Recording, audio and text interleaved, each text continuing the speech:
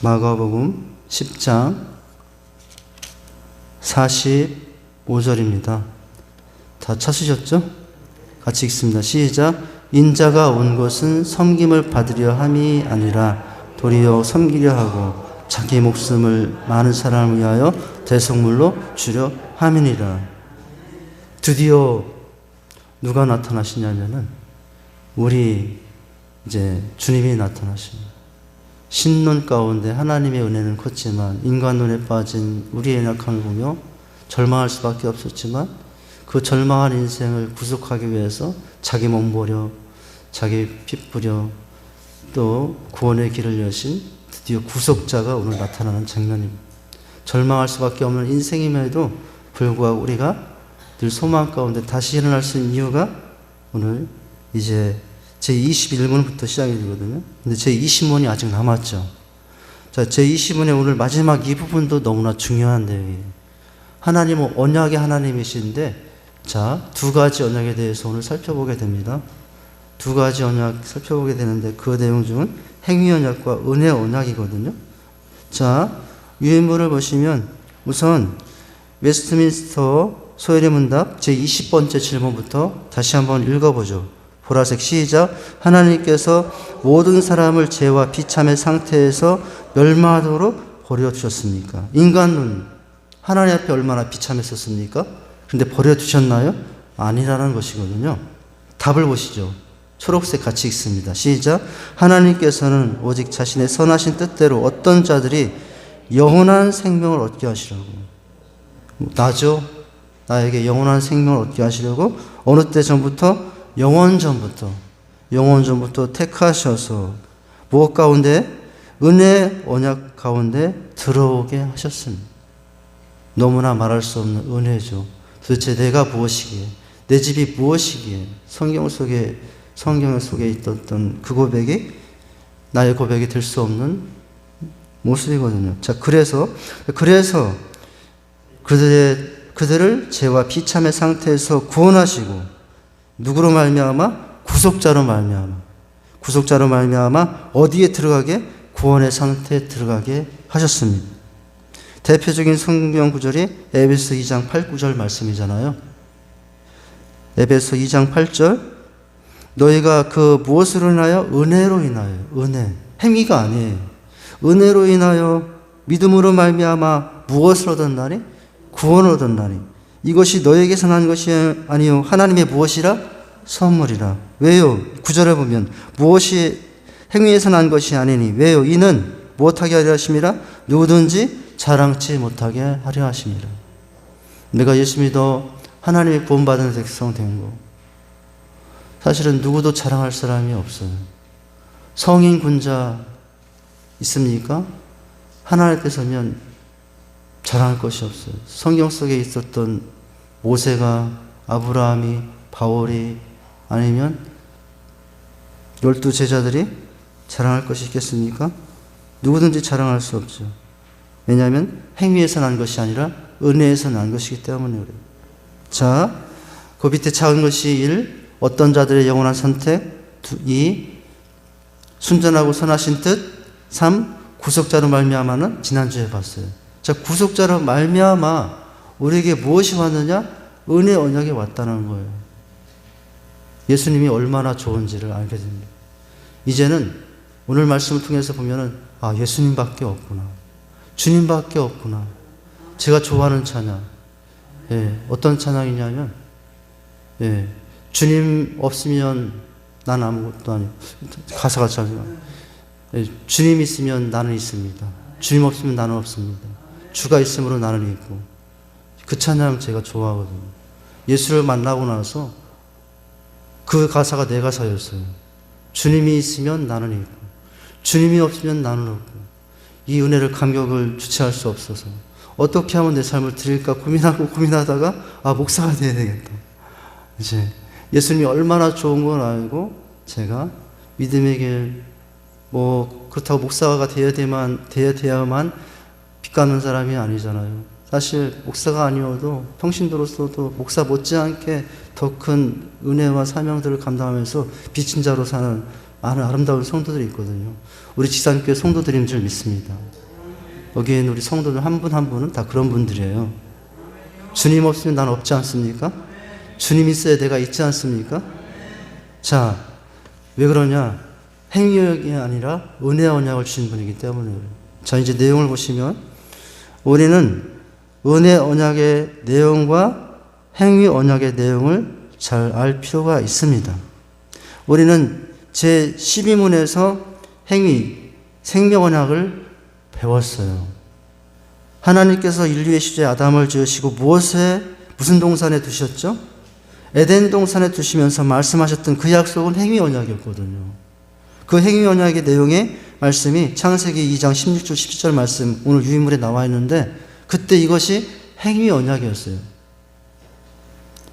말씀을 한번 읽어볼까요? 따옴표 시작. 여호와 하나님이 그 사람에게 명하여 이르시되 동산 각종 나무의 열매는 내가 무엇으로 먹되? 임의로 먹되.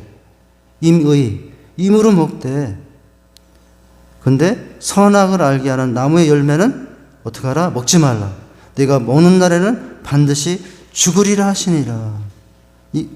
이게 행위 언약과 관련된 거죠. 이렇게 하면 이렇게 해주겠다. 그 뒤에 보면은 참 설명이 잘 되어 있네요. 이것은 명령인 동시에 무엇이었다고요? 약속이었어요. 명령이면서도 동시에 약속 언약이었다는 거예요. 이거는 이제 행위 언약이라고 그러거든요. 너희가 먹지 마라. 순종하면 생명이고 불순종하면 생명이 없고. 이게 행위 언약이에요. 그런데 여러분, 우리는 이 행위 언약도 하나님의 놀라운 약속이고 사랑이지만 우리는 그 행위 언약을 완전히 모든 것을 지킬 수 있는 인생은 아무도 없어요. 그래서 행위 언약도 놀라우신 하나님의 사랑이지만 하나님이 문제가 있어서가 아니라 그 언약 앞에 우리가 죄인된 모습으로 연약한 자이기 때문에 그 행위 언약을 이루어드리지 못해서 우리가 또 절망할 수밖에 없죠. 그 절망을 하시고 하나님은 은혜 언약을 베풀어 주시게 되는 거죠. 구속자. 자, 이것은 명령인 동시에 약속입니다. 하나님의 말씀을 잘 순종하면 하나님께서 영원한 생명을 주시겠다고 하셨어요. 자, 이 언약은 하나님과 아담 사이에 맺은 언약으로 무엇을 조건으로 하면 완전한 순종이에요. 너무나 놀라운 약속이지만 이것은 어떤 순종? 불완전한 순종이 아니라 완전한 순종을 의지한다. 여러분, 어떤 사람이 비교를 해보세요. 100가지를 말씀하시는데 99가지를 순종하는 사람, 100가지를 말씀하시는데 50가지를 순종하는 사람, 누가 더 대단하죠? 99가지를 지킨 사람이 대단하죠. 그건 우리의 입장이에요. 근데 하나님의 입장에서는 뭐예요? 100가지 중에 99가지를 순종하고 한 가지를 불순종하지 않은 사람이나 100가지 중에 50가지를 순종하고 50가지 불순종하는 사람이나 그 사람이 하나님께서는 나는 저 사람보다 49개를 더 지켰으니까 나는 더 의로워. 이건 인간의 교만이에요. 행위 언약은 이와 같은 한계가 연약함이 있습니다. 오히려 행위 언약을 통해서 인간은 더 겸손해지는 것이 아니라 난 이만큼 해요. 너는 그렇게 못하지. 나는 주의를 지켜. 너는 못 지키지. 나는 헌금 드려. 너는 못하지. 나는 전도해. 너는 못하지. 그럴 필요는 없거든요. 근데 자, 이게 행위 언약의 이제 한계입니다. 자, 어디까지 봤죠? 자, 완전한 순종을 그 조건으로 합니다. 언약의 내용은 선과 악을 알게 하는 나무의 열매를 먹는 것을 금하는 것이었어요. 만약 이것을 어길 시에는 죽음의 벌이 따를 것이라고 했습니다. 하나님께서 아담에게 이 계명을 주실 때는 죄가 없는 상태로 아주 순결하고 거룩하고 하나님을 알며 하나님의 말씀을 잘 알아듣고 순종할 수 있었던 때였어요. 아직 이 명령을 받았을 때 아담은 타락하지 않았었다고요. 완전히 지킬 수 있는 순종을 할 수 있었던 때였다고요. 그런데 아담이 깨트렸죠. 깨트로 말미암아 죄가 들어오게 된 거예요. 자, 그런데 알아듣고 순종할 수 있었을 때였어요. 불순종하는 것이 불가능한 때였어요. 그런데 자유의지를 남용하여 아담은 먹지 말라는 것을 어떻게 했습니까? 자, 그런데 아담은 이 언약을 깨뜨리고 말았죠. 그래서 따먹고 말았어요. 자, 그 다음 문장 이런 행위 언약과 비교하여 참 여기서 보면 너무 실망스럽잖아요. 또 절망할 수밖에 없는 아담. 우리도 아담이거든요. 아담이잖아요. 그런데 이제 그 다음이 주어지는데 이 문제를 해결하기 위해서 하나님이 구속자를 보내시는데요. 자, 이런 행위 언약과 비교하여 제20문이 다루는 내용이 은혜 언약입니다. 아담은 그 자신의 탐욕으로 인해 죄를 짓고 거룩함과 순결함을 상실하고 언약을 파기해버리고 말았어요.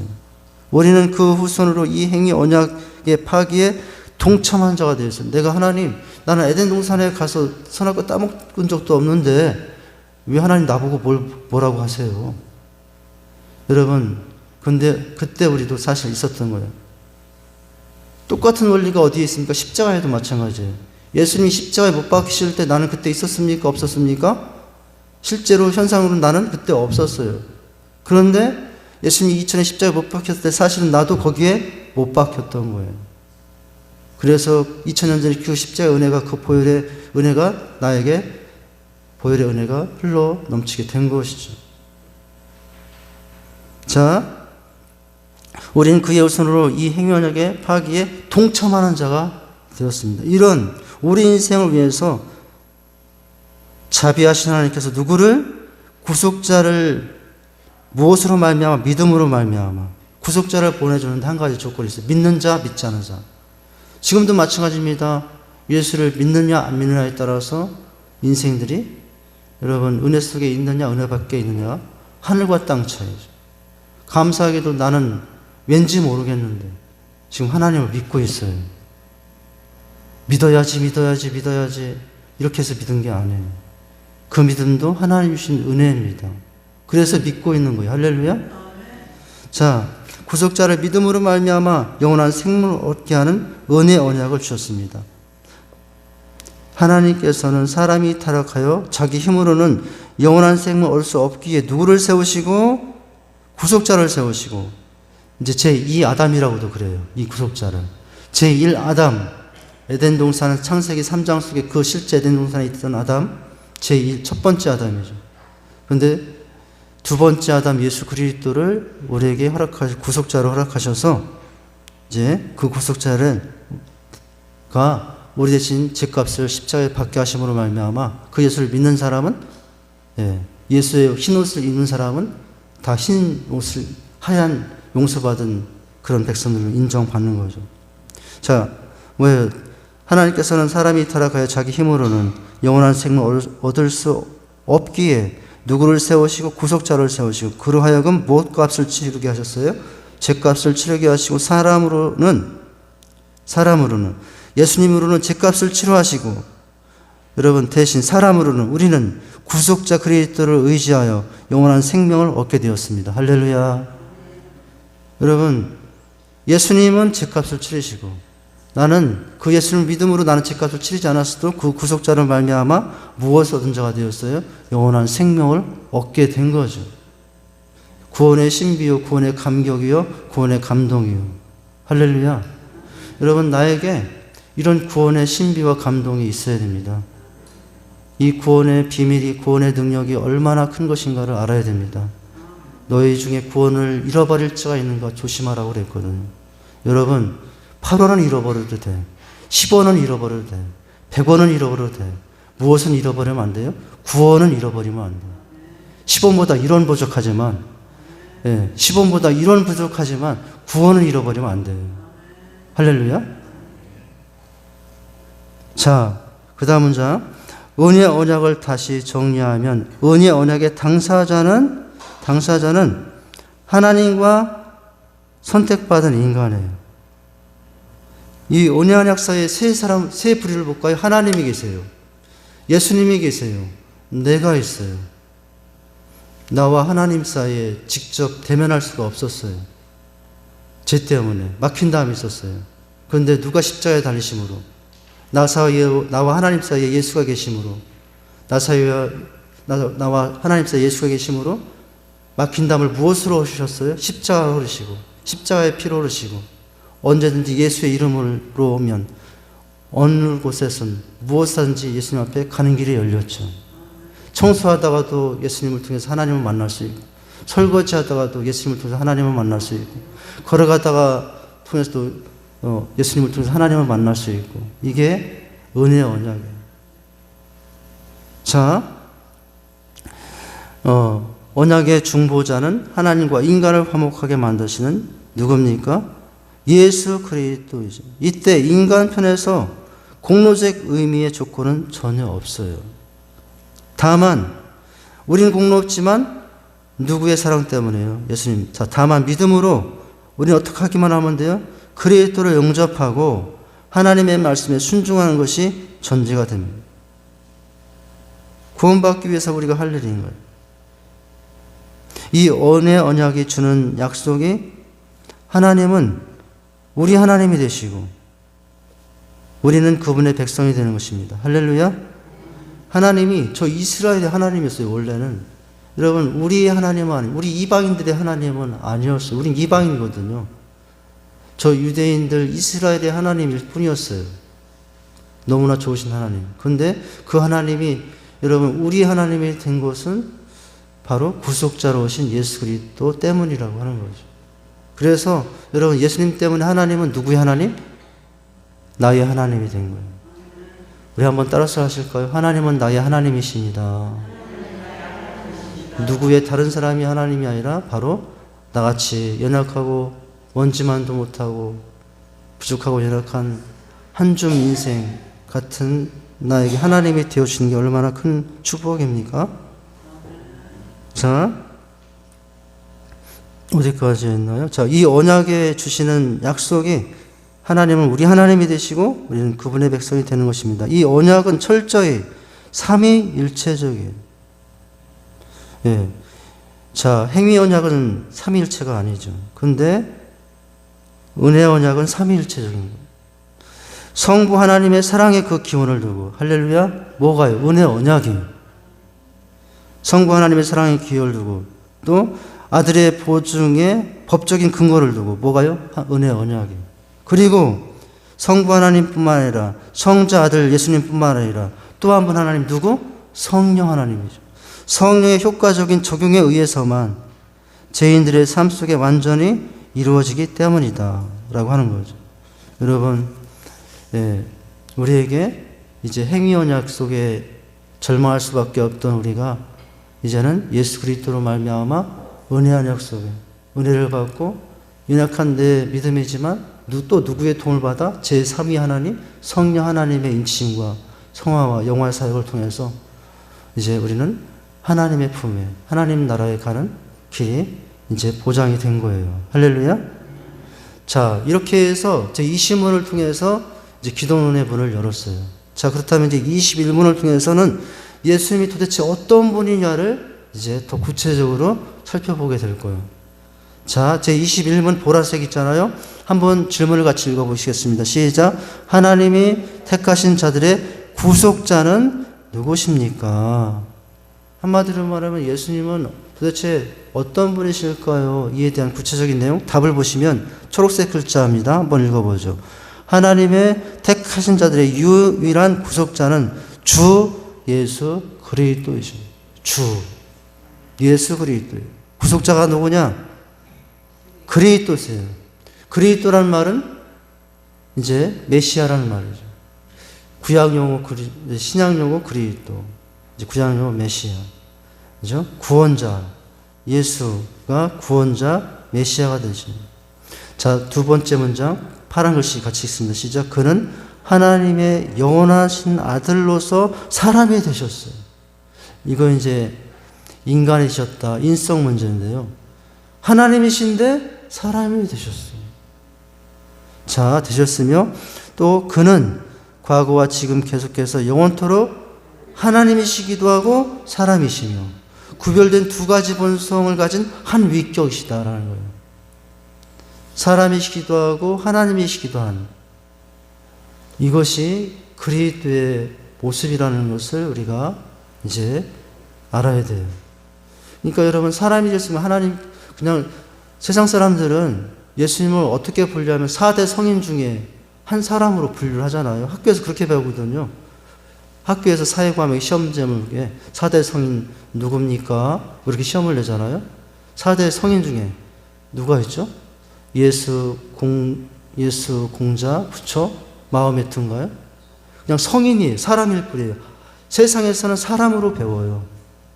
위대한 이제 성인 사람 중에 한 사람이다. 그런데 진짜는 물론 성인이기도 하지만 여러분 세상 사람들이 모르는 것은 예수님은 하나님이시다라는 것이. 자, 이런 모습이 있습니다. 마태복음 26장 28절을 보실까요? 자, 이것은 제 사함을 얻게 하려고 많은 사람을 위하여 흘리는 바 곧 나의 피 언약의 피니라 라고 하고 있죠. 하나님에도 불구하고 이 땅에 사람을 몸을 입고 와서 사람이 당하는 똑같은 고통을 체감하면서 담아내면서 감당하시면서 이제 우리에게 구원의 세계를 열어준 거죠.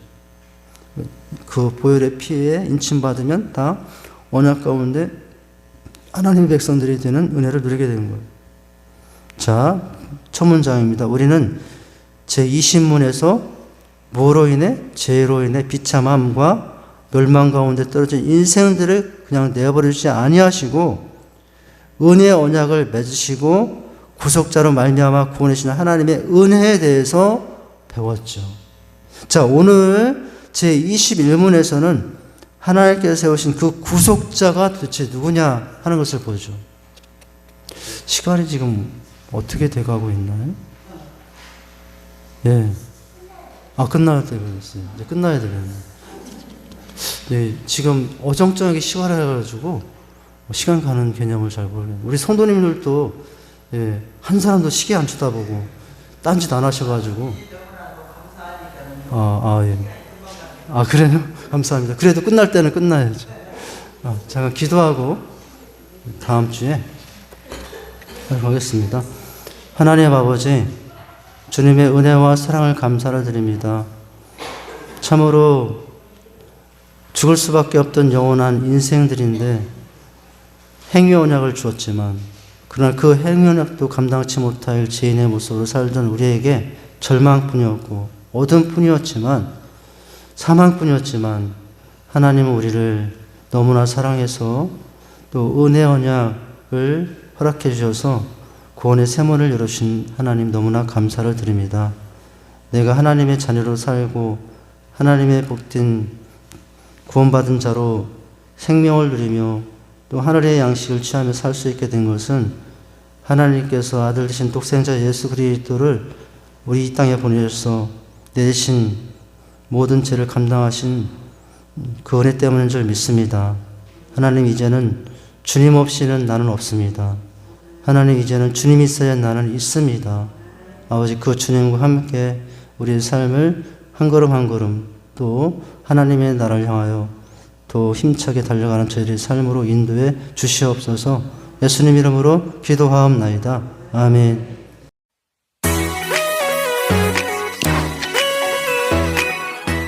좋은 부모는 아이의 체면을 존중한다. 부모의 사랑과 인정은 자녀가 성장하는 과정에서 필수적인 영양분입니다.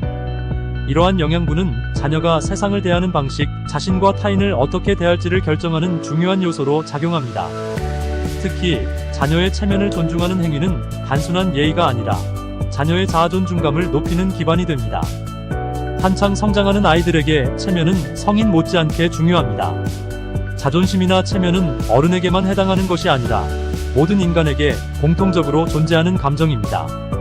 우리는 때때로 부모로서 아이들에게 생각 없이 조그만 게 뭘 안다고 그런 생각하지 말고 공부나 해, 어른들 하는 일에 참견하지 말고 저리 가서 놀아와 같은 말을 하곤 합니다.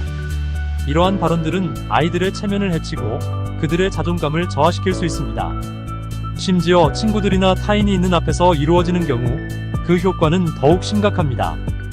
어린 시기일수록 아이들은 자신의 존재와 감정을 탐색하고 자신의 자아를 구축하는 과정에 있습니다. 그들의 체면을 존중하고 있는 그대로의 모습을 인정하며 칭찬하는 것은 아이들이 자신에 대한 긍정적인 자아상을 형성하는 데 매우 중요합니다. 이러한 긍정적인 자아상은 아이들이 자긍심이 강하고 책임감 있는 긍정적인 인격체로 성장하는 데 필수적인 요소입니다.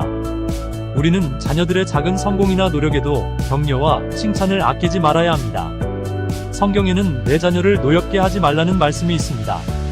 이는 부모가 자녀를 대하는 태도에 대한 지침으로 자녀의 감정과 자존감을 소중히 여기며 양육해야 한다는 교훈을 담고 있습니다. 아이의 체면을 존중하는 것은 단순히 그 순간의 감정을 보호하는 것을 넘어 아이가 자신을 어떻게 인식하고 타인과의 관계를 어떻게 구축할지에 대한 기초를 마련합니다. 부모로서 우리는 아이들이 자신의 감정과 생각을 소중히 여기며 자신감을 가지고 세상에 맞서도록 지원하는 역할을 해야 합니다.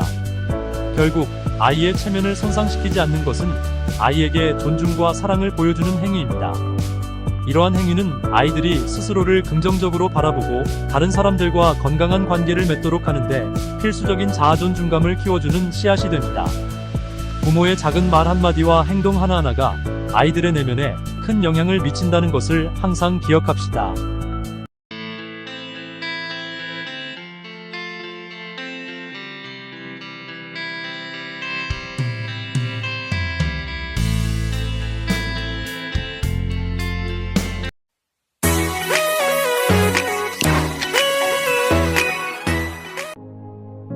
사랑의 하나님, 우리에게 가족이라는 든든한 울타리를 주시니 감사합니다. 하나님께서 세우신 이 가정의 소중함을 깨닫기 원합니다. 가족 한 사람 한 사람이 하나님께서 주신 선물이며 자랑임을 알게 하시고 서로를 통해 사랑을 배우는 아름다운 공동체가 되게 하옵소서. 무엇보다 하나님께서 주인 되시는 가정이 되기를 기도합니다. 세상의 가치관과 기준이 아닌 하나님의 뜻이 우선하는 가정이 되게 하여 주시옵소서. 가정 안에 예배가 회복되게 하여 주시고 어려운 일이 있을 때나 기쁜 일이 있을 때 기도하는 가정이 되게 하여 주시옵소서. 부모가 자녀에게 신앙의 모범을 보이게 하여 주시고 사랑과 말씀으로 아이들을 양육하게 하여 주시옵소서.